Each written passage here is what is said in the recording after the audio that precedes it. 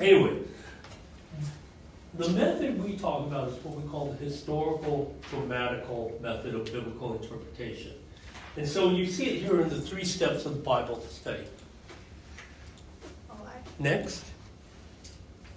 The first step is what we do, investigation. What does the Bible say? What does it say? That's the historical part.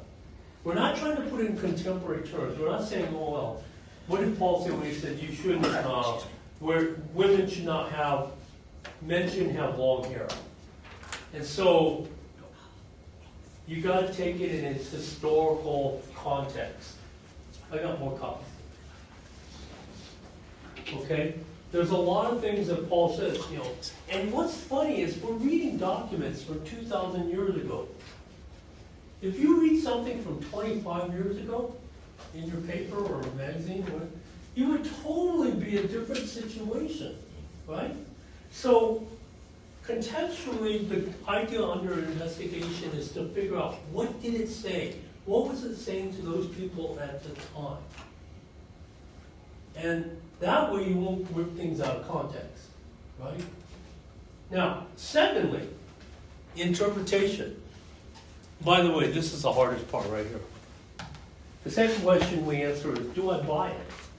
In interpretation, what we're saying is, we're trying to come up with what Jesus was talking. Okay, give you an example. I said this morning, he was walking through the fields, they were picking off the grain, and they were eating it, and then the Pharisees come along and say, hey, you're breaking the Sabbath law. Okay, all of us don't live under Sabbath. All of us don't go through fields picking off whole wheat grains. We go to Costco and buy, whatever. So we understand at that time. Now we contextualize it. Well, we say, well, at that time, you were allowed to go in and pick grains off, and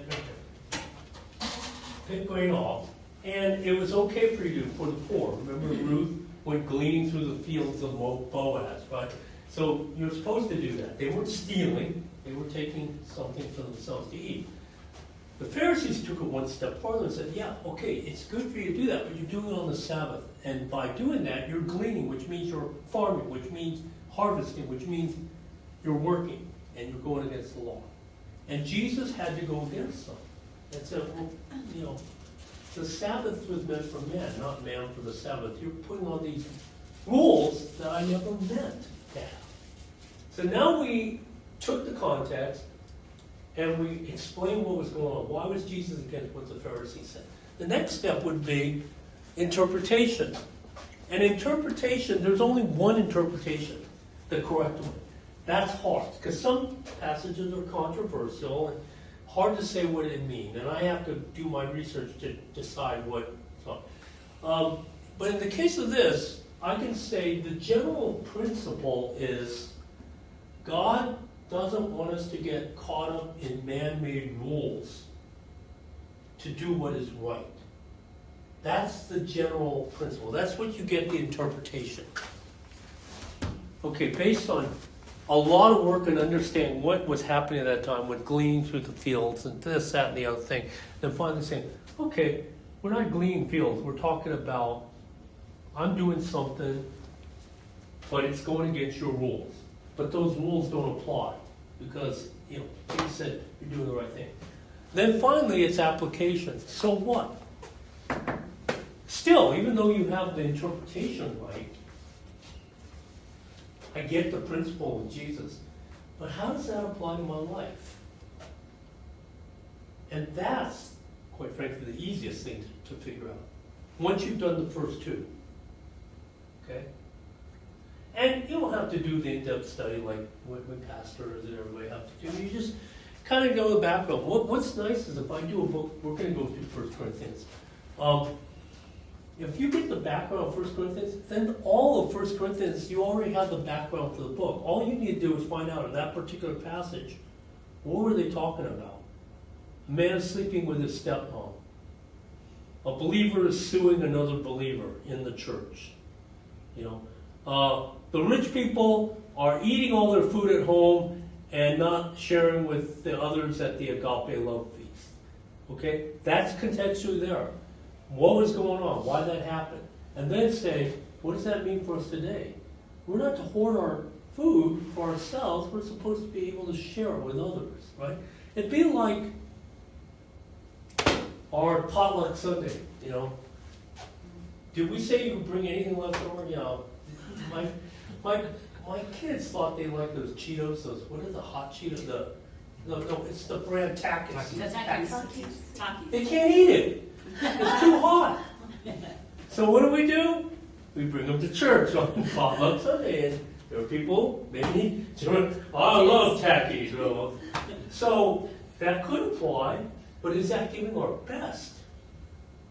Now, and the rich people say, well, we'll just give our leftovers, or do we give our best, right? So that's the application. Now, to do this, I love it, because in the old days, when I first started studying the Bible, we had these things. These are called books, okay? My kids don't do books in school anymore, right? It's all online. My boy is at Hamilton. This is the first, he got straight A's, I'm so proud of him. Honors classes. He dropped the only AP course, you wimp. And he had 87%, but he said, they made me do like hours of homework, Dad, so no, I don't want to. So, he's got A's, right? But I watched him. I don't see any books that he brings home. It's all online, right? Then he takes the test. And he said, I took the test, Dad. I got a 92.4. Instantaneous results, right?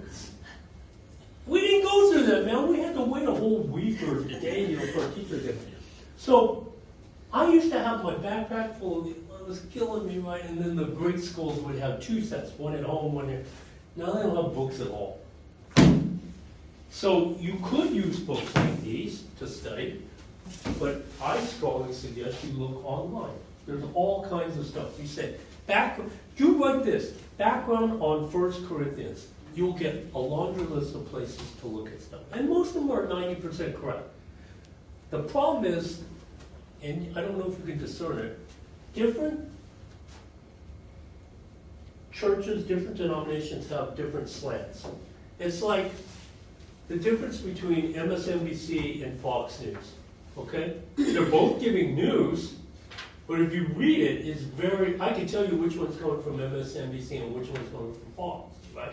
So when you do look up these things online in the Bible, online, here's me, my favorite. Dude, you're going to do my anesthesia for this one? Sure. Yeah. I just don't want to see it. I'm going over here, work on this, and get it done. Anyway, so know the background maybe of the place you're getting the information from. The other thing is if you get 1 or 2 places, they're usually going to be pretty much in, not in conflict. So, and you can read that in 2 or 3 pages. You just get the whole background. Now, even then when I say, well, Paul founded the church on his 2nd missionary journey, you're like, what? Then you look up missionary journey. Oh, it's in the book of Acts. He went to Quan. He reasoned with them.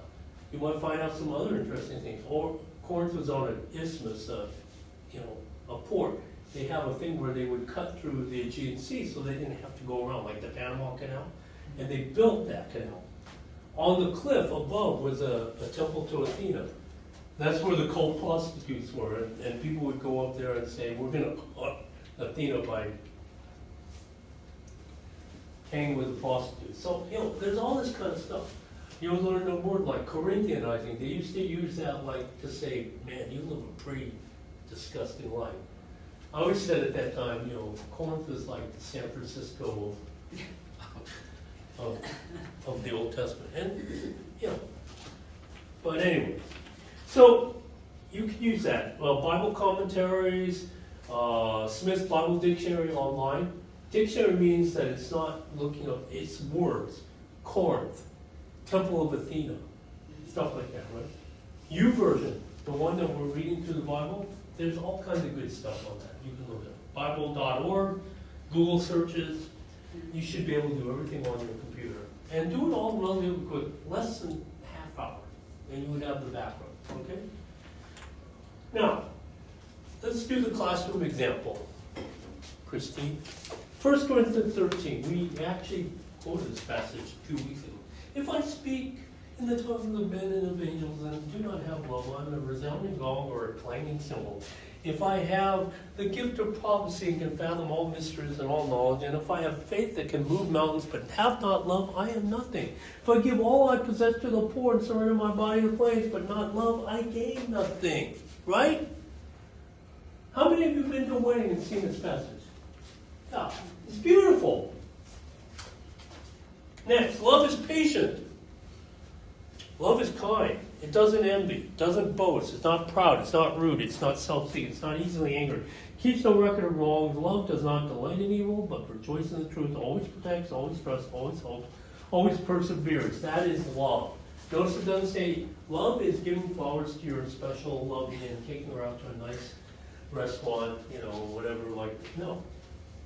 Now, when you look at that laundry list, back up, Christine. Oh my gosh. Okay. How many of you use a back arrow, forward arrow? Oh, you're using the thing.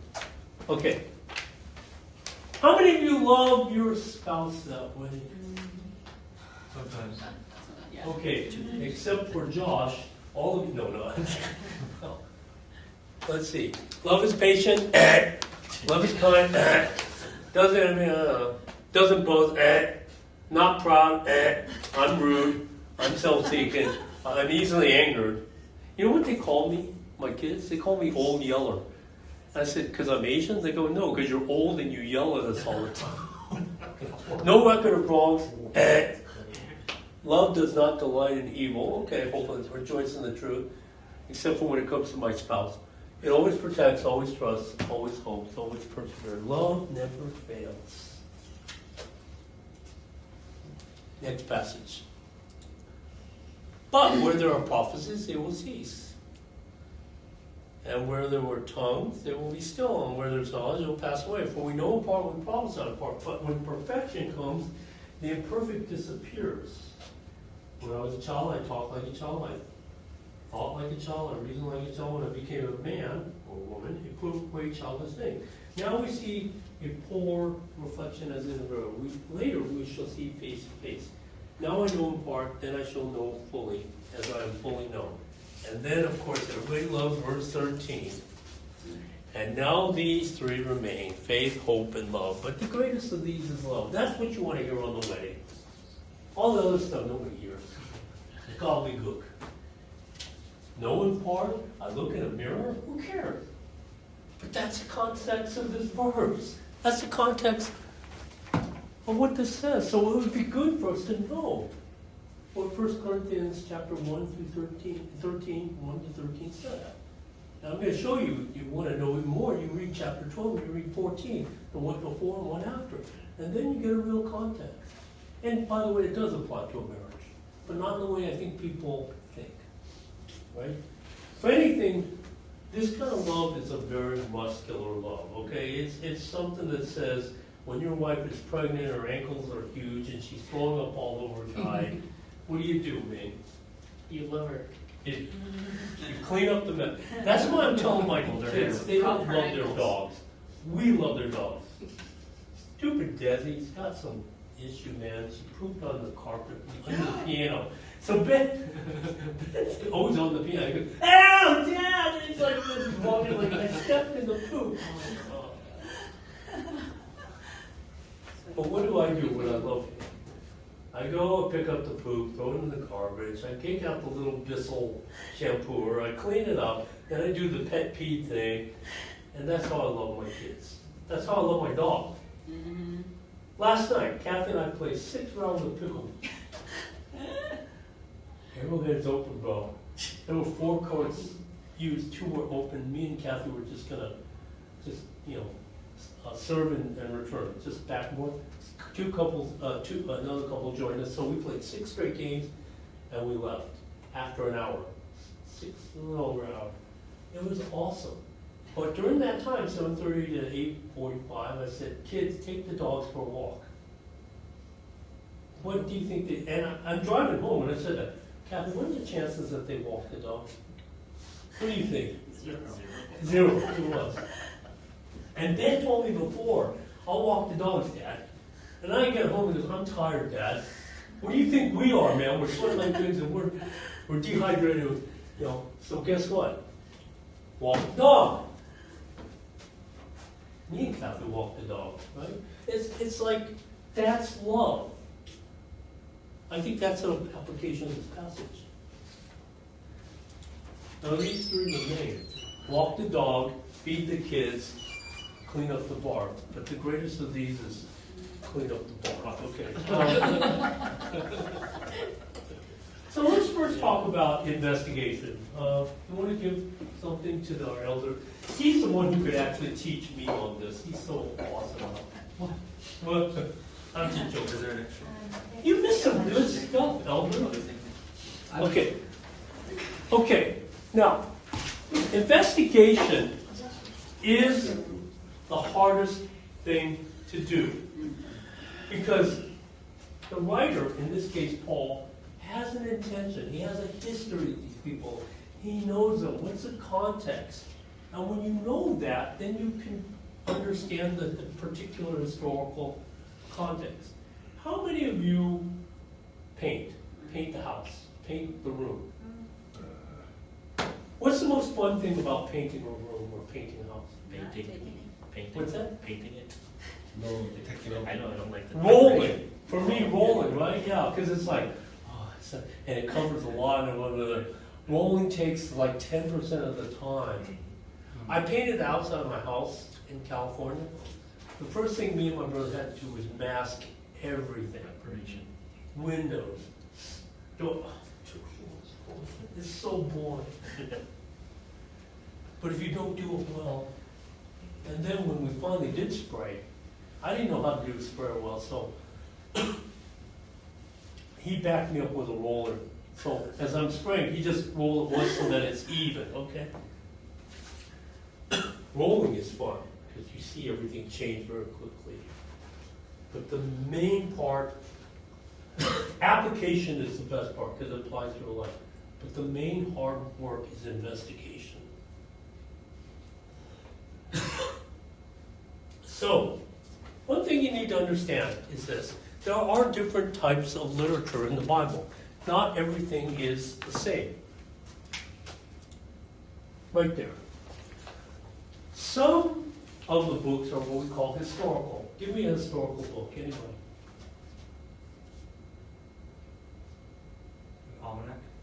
Which? Almanac? An almanac? Which one? An almanac? No, Bible of the book in the Bible. Oh, like Judges. Yes, Judges. Leviticus. Exodus. None of Acts. Okay? They record the events in a straightforward, factual manner, but usually with an intent. Okay, they're trying to tell you something, right? Okay? There's a lot of historical books. Joshua, Judges, Ruth, technically, the first book, Genesis, Exodus, Leviticus, Numbers, those are more rules, but Genesis and Exodus definitely are historical. Okay, so those books are giving you history. This is what happened. Again, with a slant. If Jamiris wrote a little essay about how she and Ming met, and that would be history. But if Ming wrote the same thing, and we read them like next to each other, it's like, what the heck? I mean, why are they different? Because of a different perspective and a different intent, right? I always tell my wife, just, Kathy came into the church, spotted me like whatever, and knew I was. That's definitely a man thing. That's my story. And then mine is like, I saw her like a wolf on a sheep, I attacked, and there's no way she could get away from me. No, actually, it's more like fishing. Once I hooked her, I knew it's just a matter of time before she'd tire out. She'd be my wife. Do you see how the way you said, if they're true, I don't know, but that's the thing also, are they true, Okay, so history. Secondly, poetry. Reflective, sometimes formal expressions based on the knowledge of God. The poetry, very straightforward. There's only, I think, 5 books. Song of Solomon, that's God's sex manual. You want to learn how to have good sex with your spouse, read Song of Solomon. Okay, you probably need to get context and understand everything. When it says, her nose is like the Tower of Damascus, which faces the east, that doesn't sound really, her breasts are like nestling gazelles, 2 twin fawns that are, it's like, oh, wow. That's in the Bible? Yeah, it's in the Bible. Okay, another one would be Proverbs, all the Psalms. Those are all what we call wisdom. Ecclesiastes. Those are, so that's why when it's poetry, we don't usually go there for theological truth, right? You're writing a poem. You ever wrote a poem for your wife? John? I don't think so. No, I didn't think so. Anybody write a love poem, love letter to your spouse? Aww. Well, when we were younger, we wrote Getting a sugar He high was to in the think about. army. So Yeah. You know, the Civil War series, right? Remember that? They would read letters from those guys. They could write back then. Those guys were illiterate, they're very beautiful. Okay, so, but the problem is when you read a love letter, it doesn't sound really matter of, I would not base my true relationship on it. It's just a bunch of mushy, I long to see you. It's been so long. I think about you every night. Okay, literally, you think about him every night? No. That's just poetic.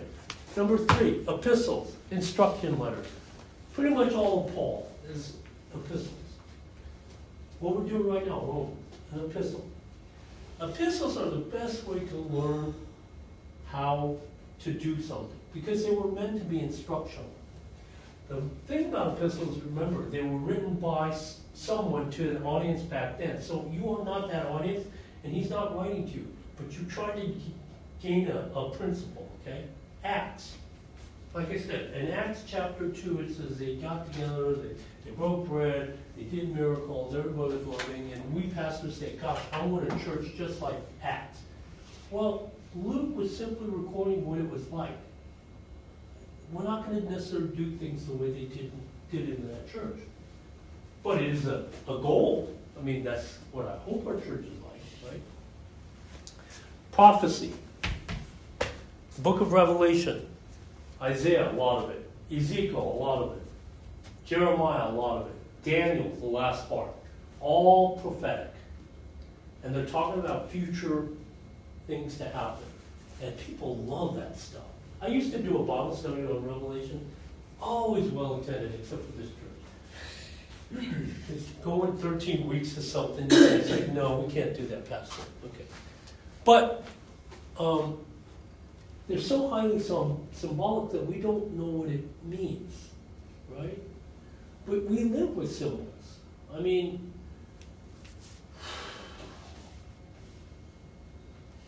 if I said something like symbolic language, the dragon is going to attack the eagle, but this will happen. I mean, what could it mean? Anyone? China's going to attack the U.S.? Yes. Or you said the bear and the dragon attacked the eagle. Russia. See what I mean? We understand, and they understood at that time most of the, these symbolic things. We just don't know anymore. And the irony is, I don't know if we still do. Do we use the idea of the bear for Russia anymore? I don't know. You ask our kids 25 years from now, they don't know what you're talking about, right? History is changing so fast now. And we're talking about 2,000 years ago. We don't even know what 20 years ago things were, right? But kids, oh my goodness, they're giving me all these idioms they use. And even between Bethany and Ben, 8 years apart, Bethany says, I don't even understand what he's talking about. And I went through like 25 things that Ben and his group of friends use. I'm like, I have no idea what you're talking about. You guys know that with Carla or anything like that? It's like, what the heck are you doing? In your generation, there's going to be even worse. But it's funny when the kids know, like they go, Dad, We could get free shavakadu. You guys know what I'm talking about? Fresh avocado. But they go free shavakadu. And they go, this is a mem that every one of our generation knows it. They can quote it right off with each other. I'm like, wow, okay. Somebody will, I can't believe I ate the whole thing. Do you even know what that means? That's my story. Okay. I'm trying to think of something from your generation. But yeah, we all have things from the 80s or 70s or 90s, and we know that, but the others don't. What's interesting though is our kids kind of know some of the stuff from our generation, right? You know what Ben's favorite music? It's just like, I roll my eyes. I love rap, Dad. He goes, and my favorite is Eminem and Snoop. I'm like, really, Ben? They're old enough to be your father, grandfather. He goes, yeah, but they make good rap, Dad. He listens to the clean versions. I'm like, what? He says, I only listen to the clean version when I'm with you, Dad. And I'm like, but it's like, my daughters know Queen. My daughters know Elton John. My daughters, it's weird, It's like they know, but they also know their own songs, and they're all, like, my daughter's going to a concert this week, and I have no idea who these people are. I loved it when I was a kid, man. Concerts were like $12, $18. Yeah. That was awesome. Skiing, how much was it, man? It's like $20. Yeah. Now it's $200 a day. Is it really? Yes. Well, Dan would know, man. How much? Yeah, it depends. I mean, but yeah. Who can afford these things, man? Okay. So people have only one or Right. two kids. And then finally, parables. A storytelling form that is usually employed to convey a single truth. And Jesus told a lot of parables. There was a man who had 2 sons. Da, da, da, da, da, da. Usually trying to convey one point. If I made it easy on you, I would tell you take a parable and try to figure out what it means. It's because it's very straightforward, very simple. And yet some of the parables are still hard to understand. People don't know how to take some of them. Okay? So, what kind of literature is Corinthians? Me. You had 5 choices. What is it? An epistle? A letter, isn't a letter to the Corinthians? What is it? It's a letter, isn't it? Yes, it's an epistle. Jamiris earns an A today.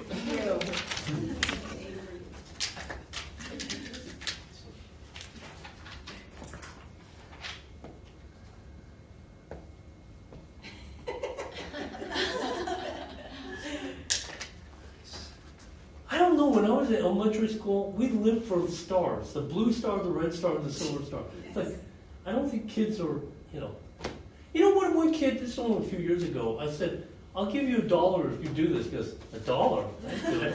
Oh my God. Okay, kid loses a tooth. How much do you give him, bro? 15. 15? Inflation, I don't know. Oh, you see that? All the old people are freaking out. Holy cow! If I was a You kid, can't I'd even be buy knocking anything my with teeth $1 at the out right Dollar now. Tree. The Yeah. Dollar Tree is not $1. I got a quarter, man. $15? Wow. Get with the time, Uncle Steve. 20. Oh my goodness. Thank God my kids are over that. I'm one of those guys, I kept all the teeth, my son's teeth. It's gross. I kept the pregnancy test that tested positive for each of my 3 kids. My wife thinks I'm sick. I'm like, no. And I offered it to him. I said, this test. I thought they would like it. He goes, Dad, that's creepy.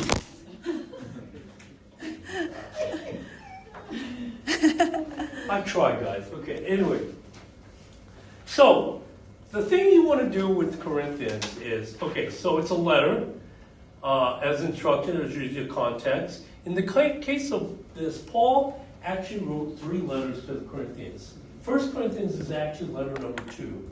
2 Corinthians is actually letter number 3. So if you read 1 Corinthians, and I encourage you to read this week, it's not really hard to read. You can see Paul is kind of referencing something that they had wrote him before. He'll say, now concerning this, or you wrote about this. So we don't know what 1 Corinthians, the first letter, we don't know. We can infer it by the way he's writing back to the okay?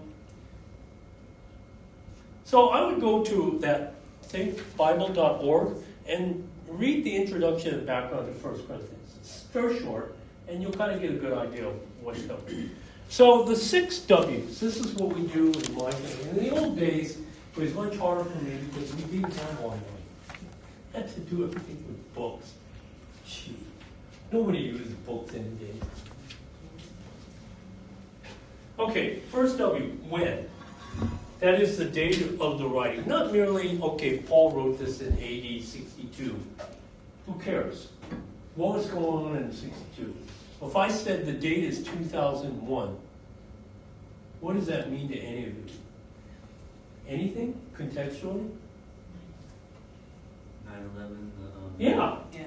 9/11 is huge. If I say 1945, if I say 1930, there are contexts for that age. For the world, for that country, for your particular area, right? So you want to find out what was going on at that time. In the case of Paul, the date is AD 55 during Paul's 3rd missionary journey. Okay. Number 2, why? Why is he writing? That's the occasion. Okay. Kids don't write letters anymore, right? Do they text you? Is that what they do? Yeah. They don't text you just say, Mom, I love you. You're the best. Send me money. I mean, there's a reason why. I'm sorry, my kids, I don't know if it's true. If you have daughters, they will contact you and try to keep it. If you have a son, and I found this to be almost true. They don't call. They don't check in. Is that true? How about your $2 and your son? Since you got both genders there again. True? What? Did the boy contact you, or is the girls more likely to contact you? Boys don't know that. Boys, your boy couldn't call you? But I don't need money. Actually, Luke and Luke did. Owen? Huh? Yeah, Wow. Luke texted and said, Oh. call Sunday. And I'm like, yes. I was like, yeah. Oh, Does he ask for anything when he calls? No, Aw. yeah. He's, She raised them right. Okay. Usually, why did this occur? Why is this right? Why didn't that happen? There's a reason for why he's calling. And Paul, he's responding to some questions and incidents that were happening at that time in the Corinthian church. Okay, and he's saying, okay, concerning this, so there's this laundromat, concerning suing one another, concerning this dude who's sleeping with his stepmom, gross. To this thing of I'm of Paul, I'm of Apollos, I'm of Peter, I'm of Christ. Those are the super spirituals, right? So he's going through all that. Some of you are eating like pigs at the agape love feast. What are you doing? So he goes through all these things, and then he talks about spiritual gifts, which is really huge for that church. They were really into spiritual gifts, especially prophecy and miracles and tongues. Just love this stuff, right? So he's trying to give them a context of what that's all about. Who from? Who's the author? Paul in this case, and he's the one who started the church in Corinth. So it's kind of like if you started something like, he thinks of them like their children, his children. The recipients, their background. Who are the Corinthians? What is Corinth? What is it to Rome? What is it to Christians? And stuff like that. Where? Where is this taking place? Most likely he's in Ephesus, which is, how do I put this? It's relatively far from Corinth, but he's not right where they are. And he's obviously been told some things about them and what they're doing and what they're not doing. And then what? What's the cultural setting? What's the religious setting? What's the geographical setting? And as I told you, Corinth was interesting because it was an incredibly strong, important port in that time. Very near Greece. You would go through Corinth to get goods in and out. Because of that nature, just like New York, just like San Francisco was the major port on the West Coast, everybody came through that port. So you have all kinds of people and all kinds of things going through that. I don't remember, Dan, was Tel Aviv, is that considered the most important quote-unquote port or area for Israel? Because it's on the ocean. But it's also the most, we know, they said it's the most liberal, most decadent city of Israel. Highest gay population, we found out, and stuff like that. Beautiful city. And Dan and some others went swimming in it. It was great. It's a great ocean. But when you have that kind of city with that many people and that importance of finance and everything, just like New York, just like all these London, they tend to be more progressive, more liberal, whatever you want to call it, more open to other ideas. And so that's what Corinth was. Let me point that out, the way they talk about it. Word studies. If you have that Bible dictionary I talked about, that's a good way to do word studies. Word study is simply saying, it's not talking about concepts of the Bible, it's talking about specific words. Corinth, Temple of Athena, communion, anything like that. Anything having to do with the word, and then you kind of get the background of it. And it's sometimes important to know what that word meant, you know. If I speak with the tongue of men and of angels, but don't have love, a clanging gong. Look up clanging gong. What is it? Smashing cymbal. What is it? It might help you. Or, quite frankly, when you read the first verses of 1 Corinthians, it's just poetic. He's just being incredibly poetic. You think you give everything, but you don't have love, you're nothing. You sacrifice your body and everything, but you don't have love, it doesn't mean nothing.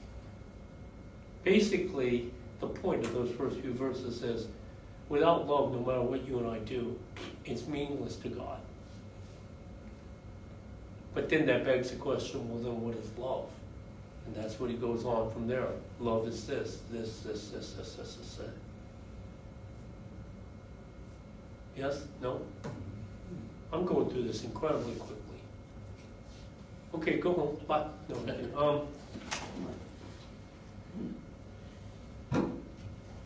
Any thoughts, questions? Does this make sense? Not make sense? I'm giving you a very quick overview. So, if you're reading through the Bible, like and I strongly suggest, the whole Bible is hard to read through. It really is. But if you read through the New Testament, it's not so bad. You know, you're reading half a chapter a day. And I like to highlight in YouVersion things that can kind of catch me, like, what does this mean? Or what is that? You can do, even in that YouVersion, it does give some background on some of those passages to know what's going on. Any thought? Well, I wanted to share, I've been reading, so one of the programs that they have in the YouVersion, the Bible, I read the Bible recap. Hold on. And it's been, like, I've been always trying, the Bible recap. And Oh, the guys when they do their that's the devotion? No. It's basically, I'm reading the entire Bible in chronological order. And I read, so it's a plan, and you read 2 to 4 chapters a day. So you read it, and then there's like a 5 to 7 minute recap.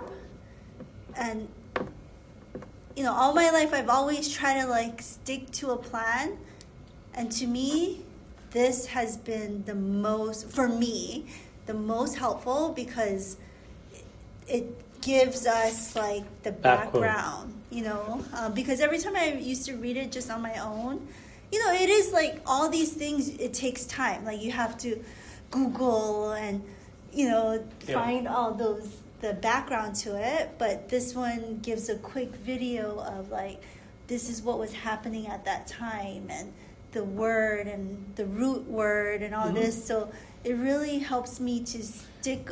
And how much time do you take every day to do this? Probably like 20 minutes, about 20 to 30 Could minutes. we afford to do 20 minutes of that?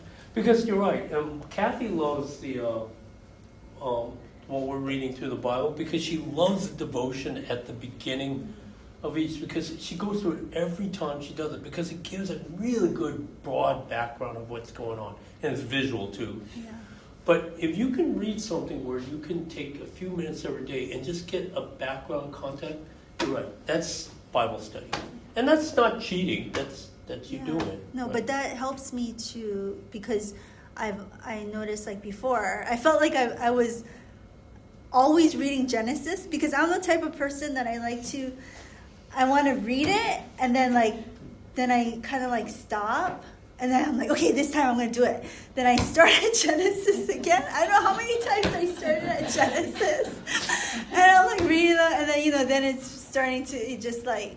But then I'm like, you know what? I'm gonna. You really have to commit to it, and say I am going to do this, and Some just of break you, it down. It's your temperament, okay? Yeah. My temperament, I am like her. I have to do things very methodically and whatever, and I don't miss it. Like, literally, guys, for 10, 12 years, I've gone at least 10,000 steps a day. This last week I went 9,500 one day. I'm more than made up the next day, 12,600. But the point is, I will get up out of bed at 10:30 at night, and I'll start walking around on the treadmill, or walk around outside, or walk from my kitchen to my bedroom 20 times to get my 10,000 steps. That's the life of discipline. It's not good or bad. It's just that's how God made me. Some of you are more free spirit. When I feel like it, when my oldest daughter's like that, she can't just sit down and do all her law school applications. She goes, when I feel it. Okay, whatever. She felt it last night. Instead of playing pickleball with us, she wanted to work on our law applications. Gosh. Anyway, no, I'm kidding. But I strongly suggest, exercise is the same way. It's not, well, maybe some of you it's fun, but some of it is just discipline. I know, Ming, you're disciplined, right? Dude back there, well, I heard Jamaris. How many hours a day do you play pickleball? Come on, girl. It's a little obsession. Okay, so if you Every didn't day? play one day, Jamaris, how would you? I play 5 days a week. I would probably play 7 if I had people to play with. And if you don't do Everybody's it, available. and if you don't do it, what happens? What do you feel? Terrible. I don't know. Yeah. I don't feel good. Depressed. So Yes. Sad. I hate to say it, prayer, Bible reading, and Bible study is a discipline. You don't do it when you feel like it. Yeah.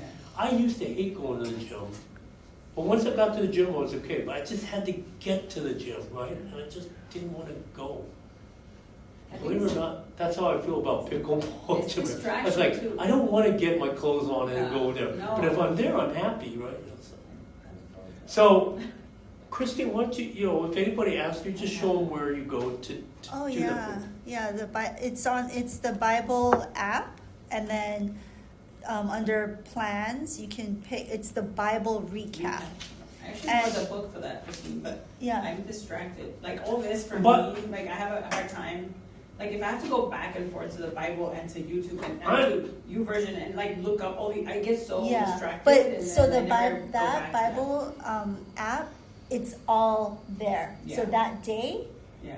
you click on it, and then you read the Bible. It has like you read that chapter, and then even on there, you just watch the YouTube right there. Yeah. But for me, like I like to like take notes, so I go to the YouTube, and honestly, like this one, and I've been sticking with it, and yeah, it's become like I'm like really excited. I'm like, oh, I wanna see what's gonna happen. My wife is I like wanna you see that what's way. gonna happen. So, here's the deal, guys.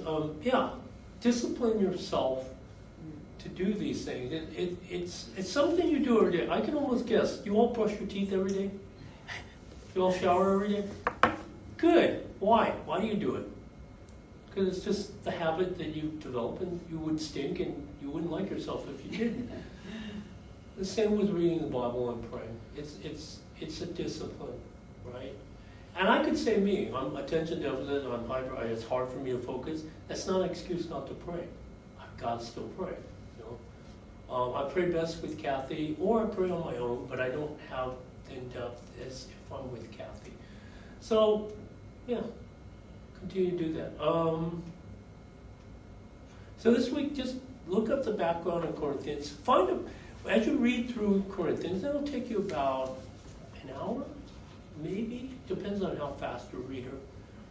Find a chapter or section that you think is interesting, and then we're going to take a look at it. I happen to be very familiar with Corinthians, so I'm happy with the book. Let me think. Anything else? Thank you, Christy, for that.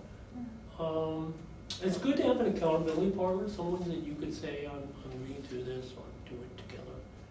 Kathy and I, quite frankly, we do our own devotions of our own, but it's good to talk through it. She'll tell me some stuff, and I'll talk to her about some of the stuff. It's hard for her to be married to a pastor. I think, you know, everything is exciting to me, but it might not be exciting to her, but it's okay. I'm going to try something next year in reading through the Bible. It doesn't have to be New Old Testament. They have, in that version, they've got some great small snippets of stuff, like 30 days through Proverbs. And I might say in the month of February or March, let's all, you know, whoever wants to sign up with me, we're going to read through Proverbs, one proverb a day, and then all of you just share on that day what you learned or something that hit you. And that's, it's short, it's to the point, and we share, and hopefully we grow through it. So, stuff like that. Any thoughts? I'm done before an hour. I'm pretty good. That's also my person, I'm compulsive about time. I know I went over 5 minutes today, sorry, but I'm very aware of what I do. Grace, you're misadmin. Is there anything we need to be aware of? Do nothing? Life is good. Good. We have Pastor Josh from the Philippines. He'll be sharing next week, so we're excited about that. Anything else? All right. Well, let's all have a great day in the Lord. Some of us have to stick around for the elder and deacon board meeting. No, I'm kidding. Thank you, Pastor. Thank you. Okay. Father, thank you for this time. I pray that you will be with each one as they do a little bit of study. It may not be real hard, but Lord, a learning experience. We thank you for everything. In Jesus' name, amen. Amen. Amen.